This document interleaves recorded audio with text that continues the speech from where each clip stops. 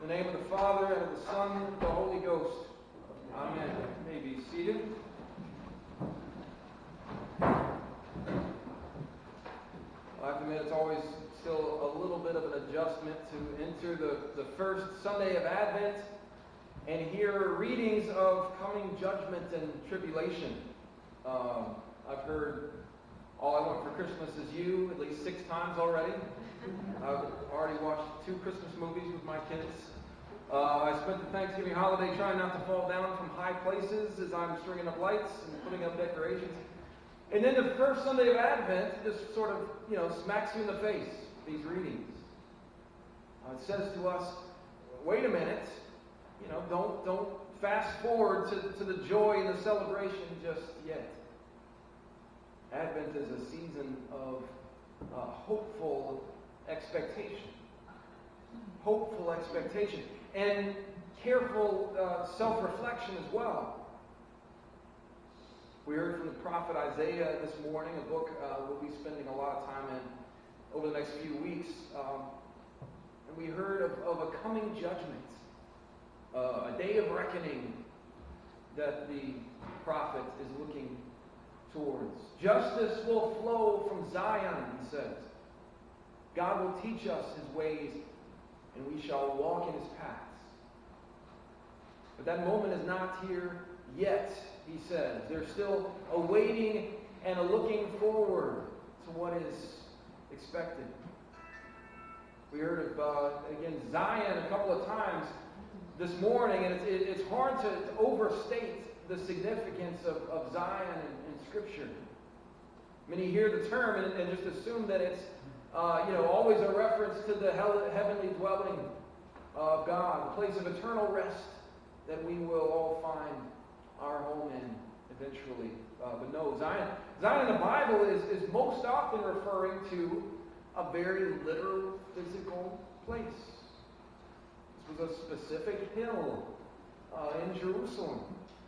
The usage of the term in the Old Testament is often interchangeable with the temple and the throne.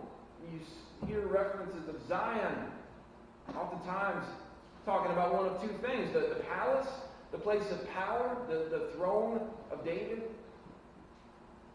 or it could be talking about the place of God's heavenly dwelling, the temple, the place of his temporal home, the physical place in which his presence most powerfully dwells. The temple. Talking about the place of God's presence and the throne from which he administers his will on earth. Thrones are set there for justice, the psalmist just told us. Most often when you hear references to Zion in the Psalms, there's a joyful expectation of pilgrimage inferred. Psalm 122, which we just read, is one of the 15 songs of ascent, which most scholars believe acted as a sort of road trip playlist. If you were journeying towards Jerusalem, if you were making a pilgrimage, this was sort of your hymn book. These 15 songs would be sung as pilgrims would travel together to Jerusalem to worship. There were 3 specific feasts that they would go and journey to Jerusalem and celebrate within the context of the temple, beside their brothers and sisters. Passover, Pentecost, and the Feast of Tabernacles or Booths. So there's an expectation here. Each one of these psalms sort of, serves as a way to prepare your heart, to look forward, a little traveling music, if you would. There's an expectation, though, that once you arrive, once you get there, to that place that God dwells most fully, we're going to experience something. Something is going to happen. That idea of joyful expectation is at the heart of all the songs of ascent, and it's at the heart of the season of Advent as well. Inevitably, the excitement would build as the travelers moved, and you sort of get that sense of a trajectory in these 15 psalms. The final song of ascent is Psalm 134, and it's incredibly lengthy. It's all 3 verses. So I'm assuming it was sung as the final steps of the journey were being taken. When the temple and the palace and the smoke from the altar all was finally in full view. They were there after months of traveling for some.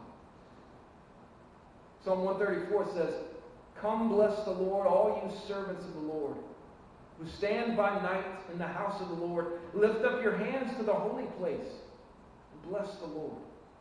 May the Lord bless you from Zion, he who made heaven and earth." This was the moment where all the preparations had paid off. That long journey, long, arduous journey. It was probably pretty painful, most of it on foot. All that remained was the joy of the festivals that were to come. They were finally there.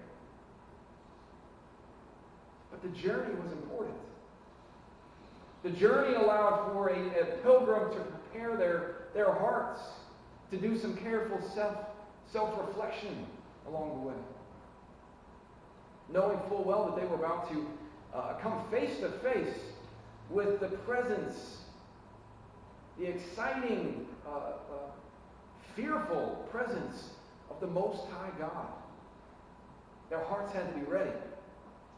There was no room for idolatry or greed or anger or bitterness or hatred. All that stuff had to go. The journey allowed for the conscious removal of those things along the way. Every step along the path offered the pilgrim one more moment to offer one's heart up to God in sacrifice, to strip away anything sinful that remained. That's the reason why the songs of ascent are so important to our Advent journey. That's what we're doing as well. We are starting our pilgrimage today. And we've made our preparations, we've packed our bags, we're about to embark on this journey towards the manger in Bethlehem, the birth of Emmanuel. O house of Jacob, let us walk in the lights of the Lord.